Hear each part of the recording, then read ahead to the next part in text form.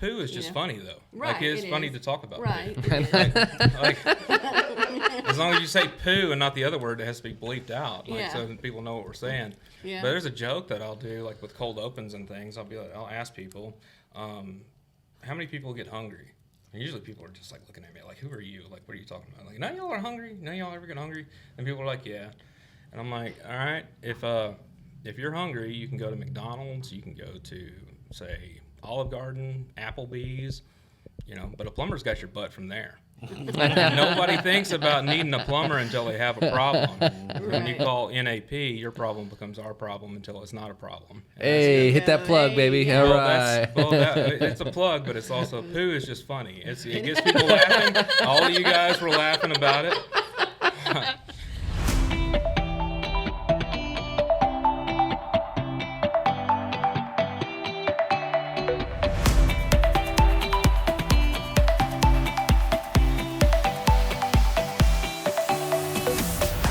All right, so welcome back to episode 2 of Talking Trades with Thomas. My name is Lance. I'll be your host for this afternoon.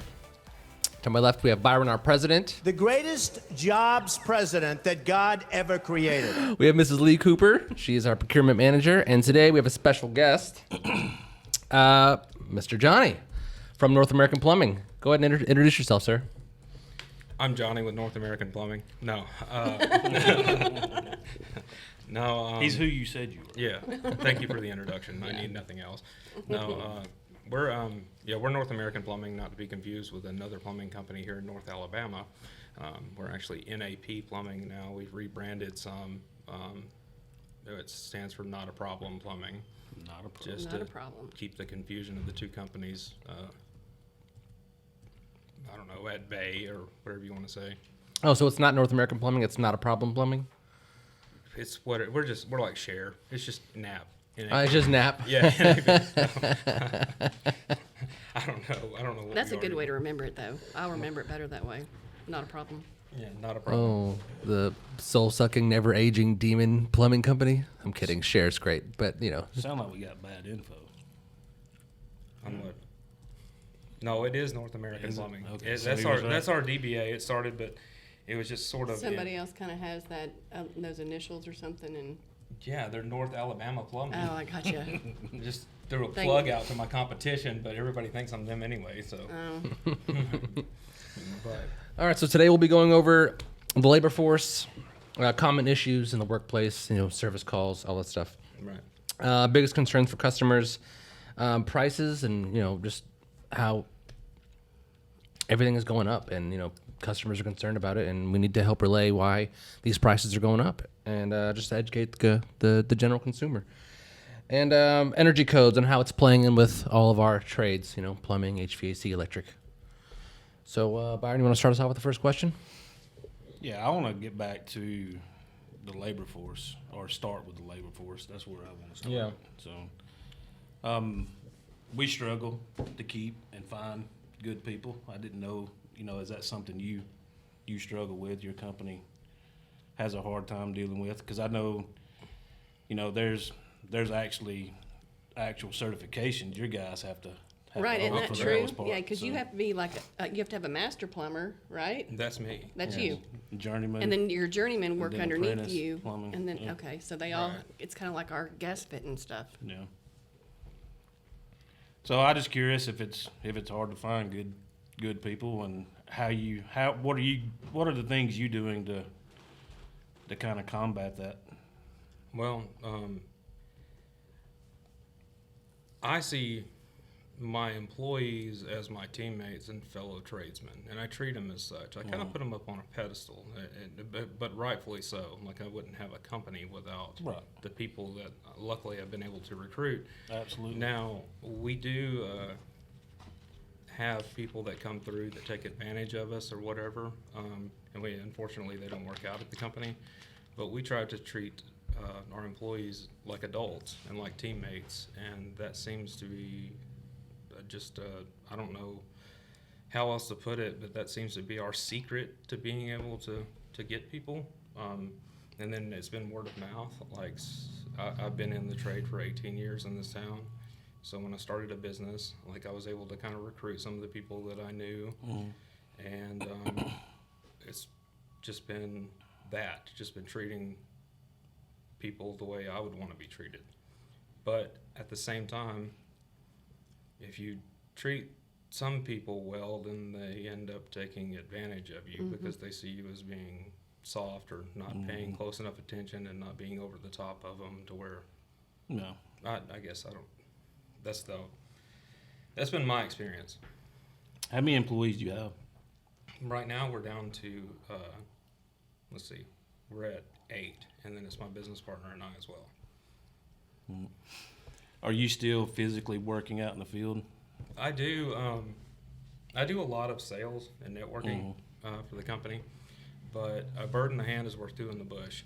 So whenever my guys get to where they're overwhelmed with calls, I mean, we're in a customer service business. If something it needs to be done and the crew's overwhelmed, then I go right out and start taking calls just right alongside them. Whatever it takes. Yes, sir. So, yeah.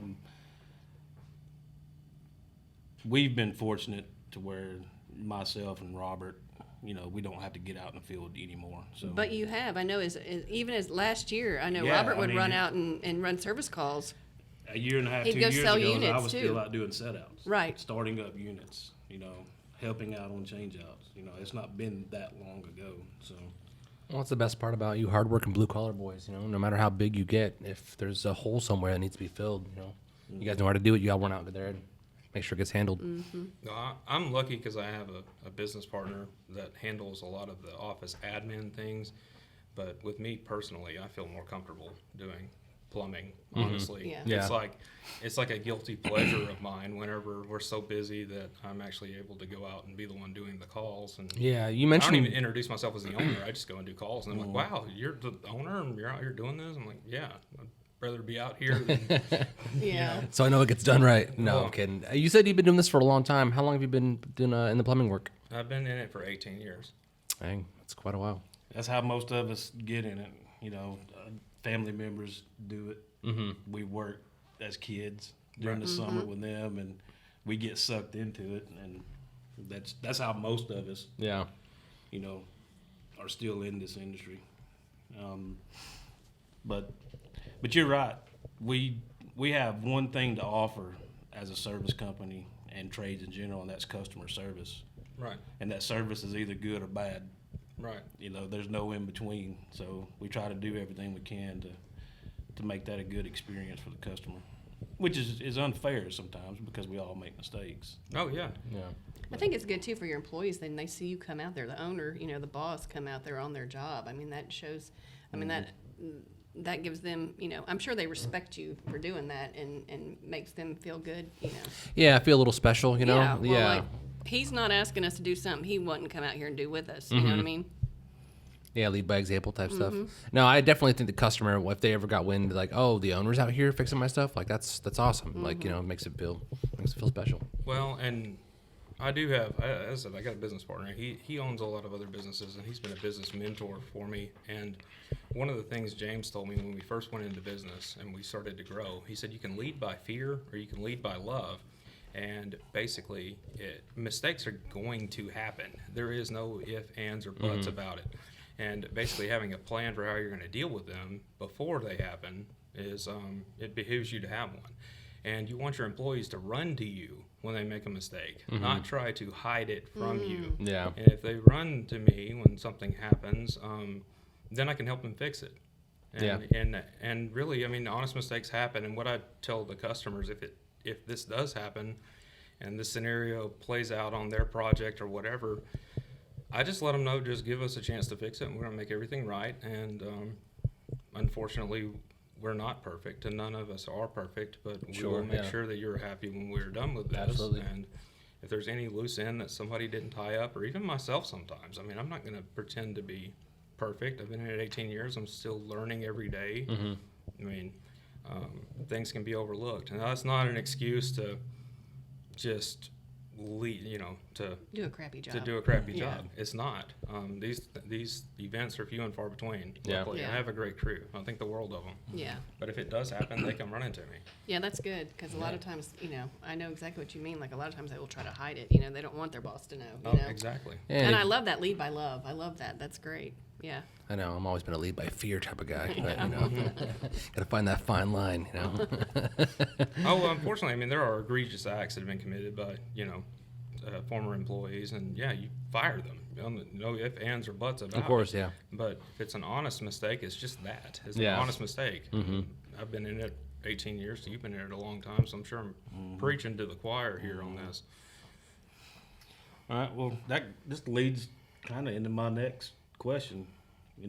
With making mistakes and stuff, what kind of common issues are you guys encountering on service and install jobs? Like what are some common issues they run into?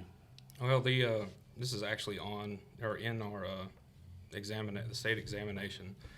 The most common plumbing problem is stopped up drains. And that's why and it's a public health hazard when it happens. Of course, you don't want to have poo everywhere. But that's why most of the code book that's actually tested is drains and vents, because you want to make sure everything drains properly and it's vented properly so it can. Aside from that, a lot of our calls are like water heaters that are worn out, because they only get like 10 years to the water heater. That's actually something I recommend. If you can look on the side of your water heater and see how old it is. If it's over 10 years old, you probably need to have somebody at least look it over, if not change it out, because mine went bad New Year's Eve. I went to get in the shower and I had no hot water because it was all in my garage. Oh, The pop-off valve. totally, yeah. Yeah. Did you have a New Year's Eve party? No. Oh. I'm glad Lowe's opened the next day. I hate cold showers. I mean, and then there's leaks. Leaks are a common thing, whether it's a leaking faucet or leaking pipes. And one of the things, Huntsville has grown tremendously, where it's actually outgrowing the water mains in some places. And the water pressure is turned up to compensate for this. So used to, you didn't need a pressure reducing valve on your house. And now you do, because it's exceeding the pressure that is recommended in your home. And if you have, say, 150 psi water in your house, you don't know about it, well, it has to go somewhere. Your toilets will start running some to relieve the pressure. Faucets will start dripping some to relieve the pressure. You might end up with a line that just bursts to relieve the pressure. So, To the consumer side now, what concerns are you seeing for customers when hiring tradespeople in general? In your case, a plumber, and whether it's repairing a leak or a clogged drain, or you installing a new water heater for them. well, one thing that I have prided myself on is being a little, quote, cheaper than some of the guys that are really expensive, but I just try to fairly market everything, like not try to price gouge people and try to get every penny you can get out. It's like, this is what the job costs.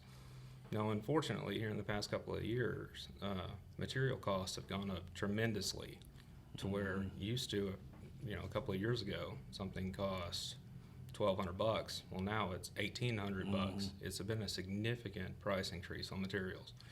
So I know with the consumer, that's just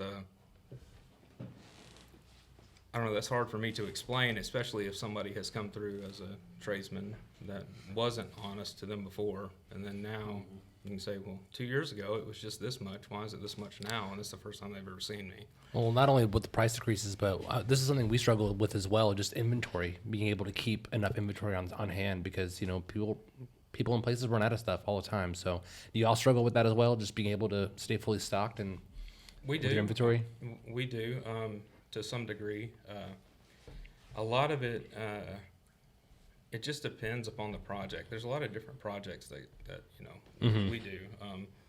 We have some new construction going on now where we can't find the shower doors like immediately. It's a couple of weeks out Mm-hmm. for everything. I know water heaters were an issue on the new construction side for initially when all the COVID stuff started. A lot of plumbers had issues, but Well, there was a shortage on, when with COVID, there was a shortage on fiberglass resin too there for a little while, where you couldn't get the, tubs and showers and things like that. And PVC fittings have gone through the roof. What used to be a $6 fitting is now close to 30, and they said that the resins are made with petroleum. So you've seen how gas prices have gone up. so it's safe to say sticker price. Do what now? Sticker price to the customer, sticker shock. Oh like yeah, they- it is. My closing ratio has gone down a lot, I think, due to sticker price. But I don't think really it's because of somebody else being able to do it any cheaper. I think the customer simply changes their mind and thinks, well, maybe I don't need to do this. Maybe I need to just not remodel this area that, Well, I know in the HVAC world, we got some changes coming our way, December or January 1 with the DOE changes. They're moving us to the M1 standard, which they changed the pricing on, or changed the technique on how the equipment is tested. They found out over the several years going from 10 SEER to 12 SEER to 14 SEER, energy savings just wasn't there. And it's because of how they used to test the equipment. Well, they've tightened those testing standards up. So, for an example, 17 SEER unit that you'd buy today is going to be the minimum standard come January 1, which will be, 14.2, 14.3 SEER in January 1. And we have those changes coming. Did energy codes, anything like that, coming that way, plumbing? we have, I call it the California water restrictor. I mean, it's in all the plumbing fixtures are using less and less water now. But like shower heads, they all come from the factory now, where they have inside of them a flow restrictor to keep you from using so much water and things like that. And but as far as like a code that we absolutely have to require, follow, we don't live in the Mojave Desert, so usually I just tell the customer I can take that out and they can have a very nice shower if they want it. Well, they also have made it where, I mean, you probably remember at your grandmother's house how you had a 3-handled faucet, where you had, it's the hot on one side, the cold on the other, and in the middle you could turn it up or down for the tub or the shower. You actually had an independent hot and an independent cold. Well, those are illegal too. Now you can't install those anymore. It has to be a single handle. Really? Yes, Dang. to keep people from burning themselves. And then actually the single handle too comes preset with a scald guard. So that way My you can water's only really get hot at lukewarm home. water. You can only get lukewarm water out of it unless you know how to adjust the scald guard up. I don't mind. My girlfriend likes it blazing devil hot in there, Yeah, Just- our water is really, really hot. I think Gary did that. I think he turned something up. Which, yeah, I like it hot too, but Yeah, I like a lot of pressure too. I mean, I pay for that water. I want all of it. So where do you see your industry 5-10 years from now? Any big innovations or improvement to how y'all install things? You see anything like that coming down the pipeline soon? I know one of the coolest things that I've seen that has come out in our industry is it's called Flow by Moen, and they it's just a shutoff valve basically, but it's there's an app that comes along with it, so you can see like if you have a leak, it'll actually show you on your phone like how much water usage, and will alert you. And then say if a pipe burst or something like that, it will alert you, and if it senses that, I guess this device believes it's an actual pipe that's burst, it will shut itself off. really, that's Yeah. nice. And I thought Instead that, of having to have like a water key and like run out there to the road and crank the water off. yes, and I think that would save a lot of money on insurance claims and stuff like that. And actually having this will lower your homeowner's insurance as well.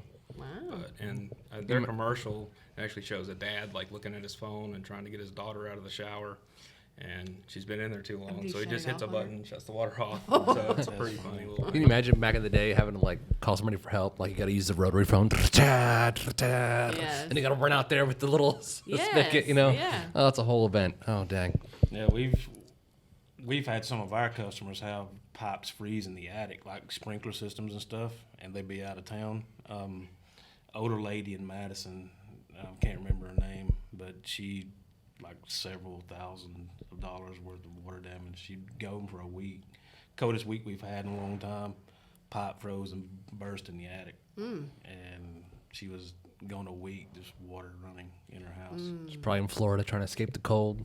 Comes back. I always shut my water meter off if I go on vacation. I've seen enough. That'd be a of- smart thing to do. I never thought about that.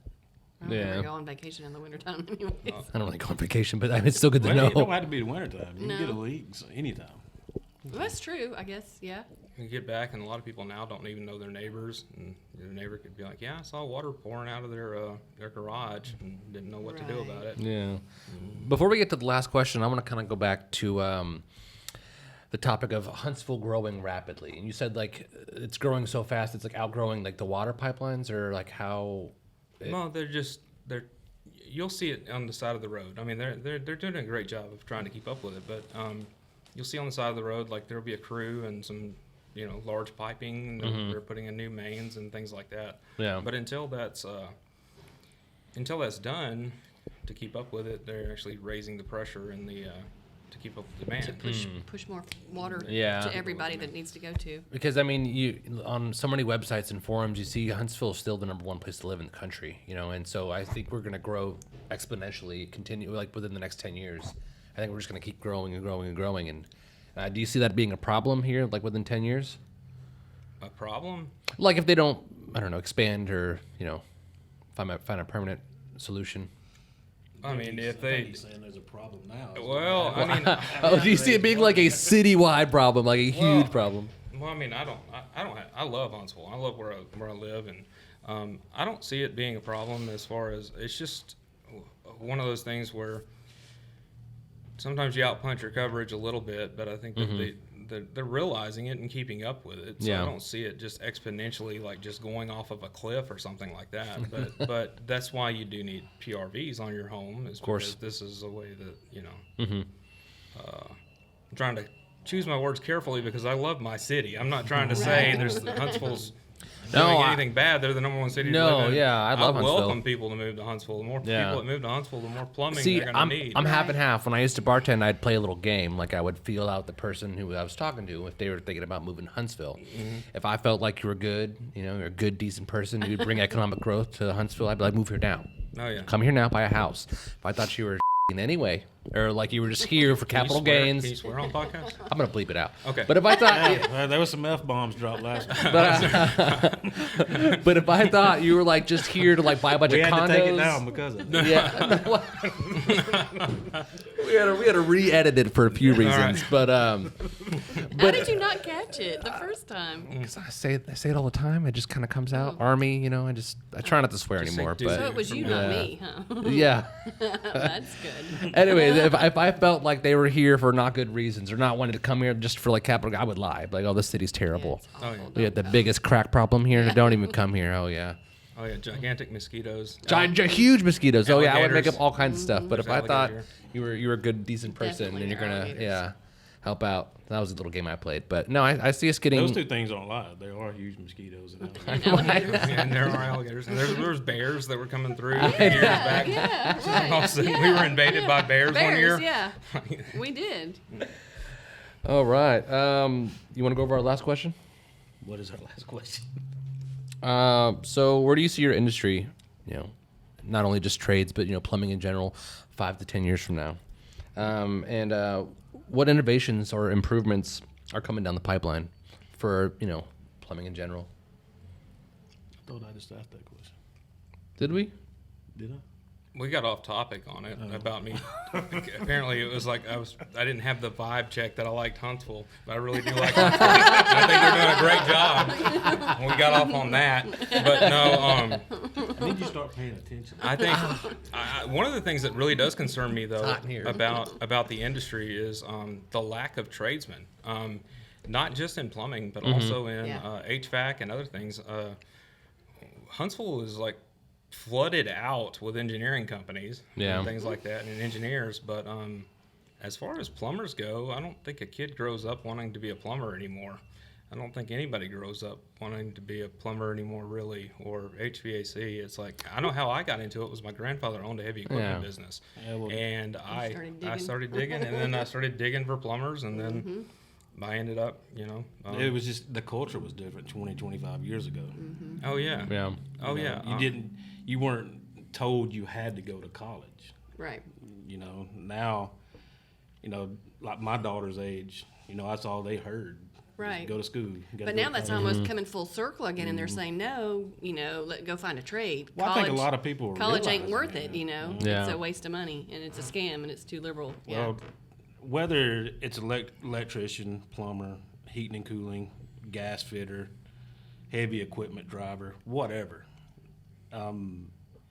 you can make more money than most college degrees, or you can come to work for a trades company, make more money, and still go to college, not online classes, weekends, whatever, make a good living and pay for your own college, not have that debt, even though our government's paying it off, which I don't know how that's going. But Yeah. Well, they're paying like the federal part of it off, not the state part or the private part, I guess. Yeah. Well, and we were labeled essential personnel also. And we're the through ones Oh, COVID. 100%. Yeah. Oh, yeah. And I think that might have, the meat kind of inherited the earth there for a little while, as far as the people that were able to actually go out and Yeah. do Make things. a living. Yeah. Yeah. It just reminds me of that joke about like a teacher in elementary school was just telling her kids to behave and make sure you pay attention and learn. You don't want to end up being the trash guy when you get older, right? And I remember somebody being like, "Oh, you mean that guy that makes 3 times your salary?" Right. You don't. Yeah. Don't be him. Don't be that guy. Right. You don't be a plumber, the guy who makes 3 times your salary. Yeah. So yeah, it may not be the sexiest job, but I think trades are. But it's not all sucking toilets and drains. I mean, you could. Well, your shower. Right. Look at your showers. Right. Yeah, I mean, we it could do- we be, do somebody custom- just wants you to change the fixtures out in their bathroom. yeah. Yeah. Might be leaking or want a new one or want a, fancier one or changing out a toilet or. Poo is just funny though. Right, Like it's it funny is. to talk about. Right. Poo. Like, as long as you say poo and not the other word, it has to be bleeped out, like Yeah. so that people know what we're saying. Yeah. But there's a joke that I'll do, like with cold opens and things. I'll ask people, how many people get hungry? And usually people are just like looking at me like, who are you? Like, what are you talking about? Like, none of y'all are hungry? None of y'all ever get hungry? And people are like, yeah. And I'm like, all right, if you're hungry, you can go to McDonald's, you can go to, say, Olive Garden, Applebee's, but a plumber's got your butt from there. And nobody thinks about needing a plumber until they have a problem. When you Right. call NAP, your problem becomes our problem until it's not a problem. And Hey, hit that plug, Hey, baby. yeah. All well, right. it's a plug, but it's also poo is just funny. It gets people laughing. All of you guys were laughing about it. takes a special breed to be a plumber. I always said that. So. It does. Poo and farts. Oh yeah, I can't even play cornhole with a straight face.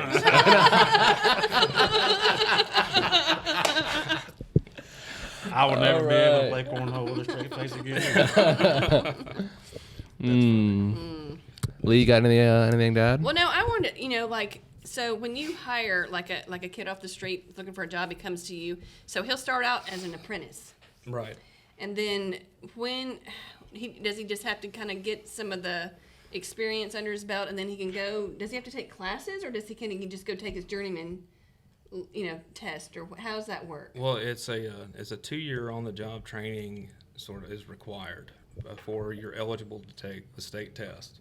Okay. Now, State journeyman test? the state journeyman test, and then you have to be a journeyman for 1 year before you can take the master's test. Oh. Now, these tests, as I said before, are mainly on vents and sewer systems, because those are the number one problem. And a vent is on the roof so that water drains without sucking your traps dry. If you ever look up underneath the kitchen sink and stuff, the reason your plumbing goes down and comes back up is to keep the sewer gases trapped inside. Yep.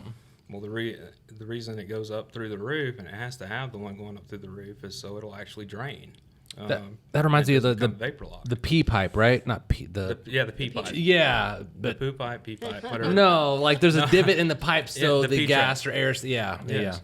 Well, it's all over making sure that the water stays in the trap is a lot of it, and then also making sure that the drains are large enough. It's called DFUs. It's a drainage fixture unit. Like a toilet puts a certain amount of DFUs on the system, and so does a drain. So does a drain. So does a kitchen sink, lavatory, Dishwasher, whatever. Yes, exactly. Anything that drains. And that's how you size your vents and how you size your sewer lines, and that's like a big majority of the test. Yeah. Is on that.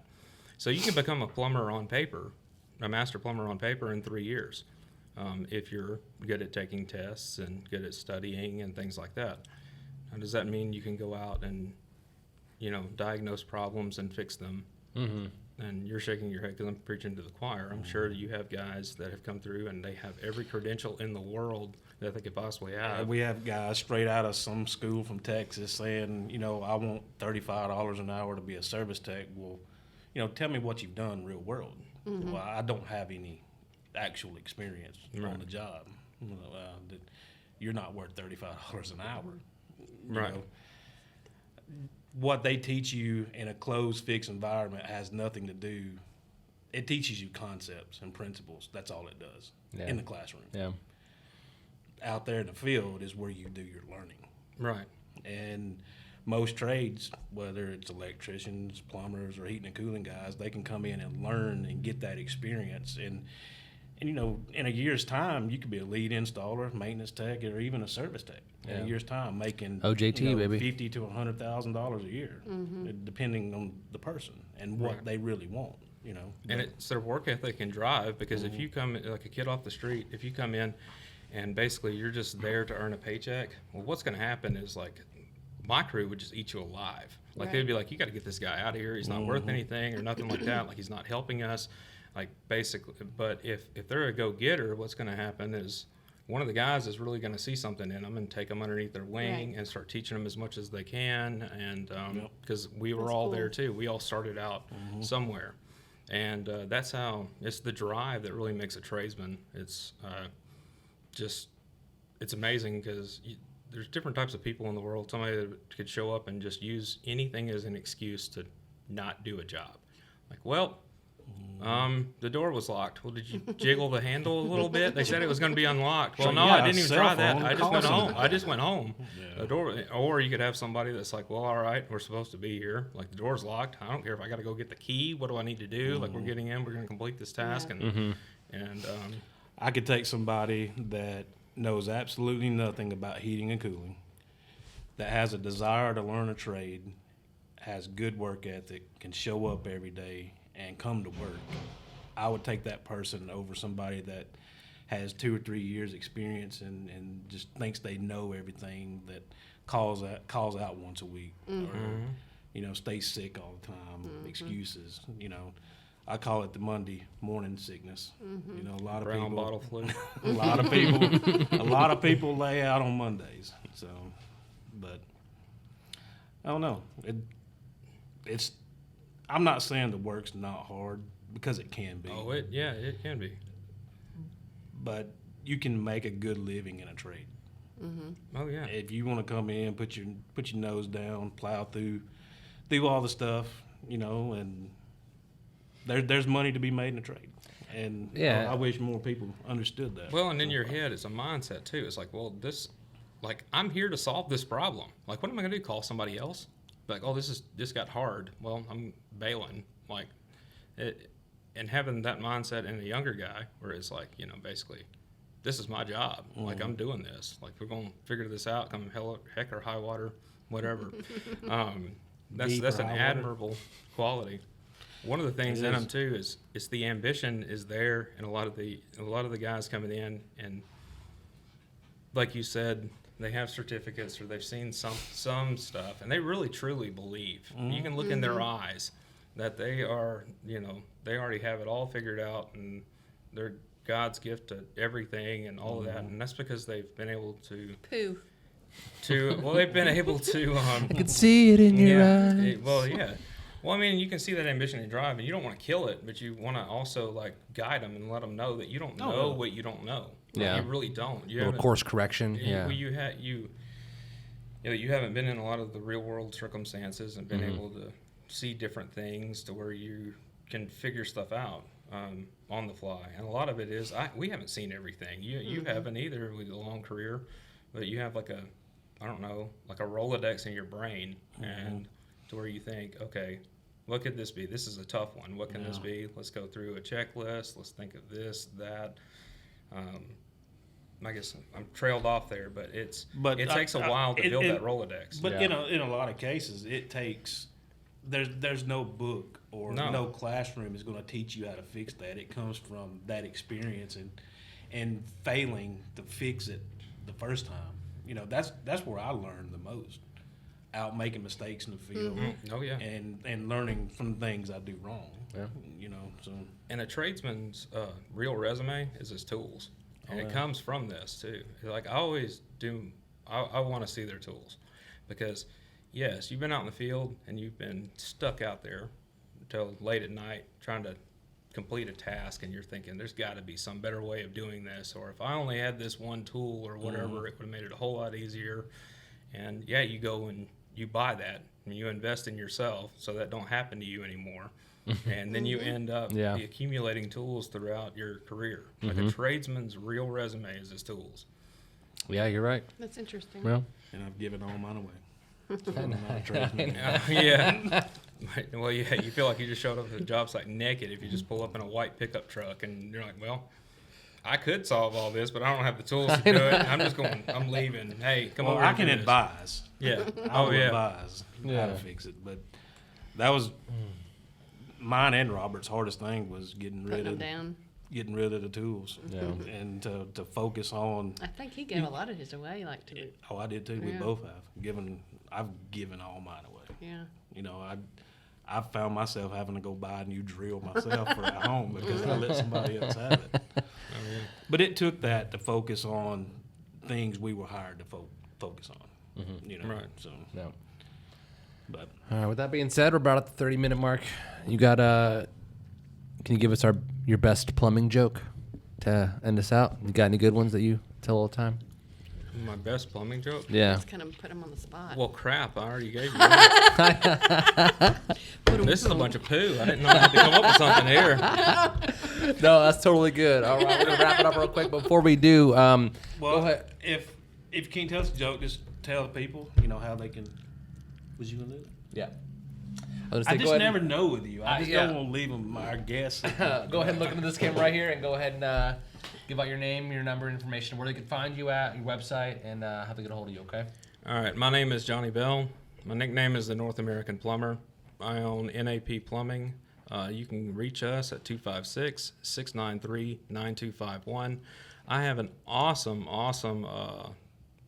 let's see, I don't know what you would call her, branch manager, office manager, head cat herder, but she's on TikTok with us too, and you can find us at NAP on TikTok, and Trista Lawrence 4 on TikTok. Our website is www.naplumbing.net. Reach out to us. All right, thank you, Johnny. Thanks, Johnny. Heck yeah, this is Talking Trades with Thomas. My name is Lance, your host for this afternoon. One last little thing before we go. I'm going to do this music style. I'm going to hold it. Yeah, I'm fixing to sing. Oh, Lord. The winter season is coming upon us, so if you think your HVAC unit needs a fall tune-up, we have a fall tune-up special. Go ahead and go to www.coolhuntsville.com, hit the shop button, or give us a call. Check us out. My name is Lance. Byron. Lee. Johnny. And Johnny, that's Talking Trades for today. Thanks, guys. Appreciate you. See you in a few weeks. Cool. All right, what That was was fun. what I've was never the- done a podcast before. what was the TikTok?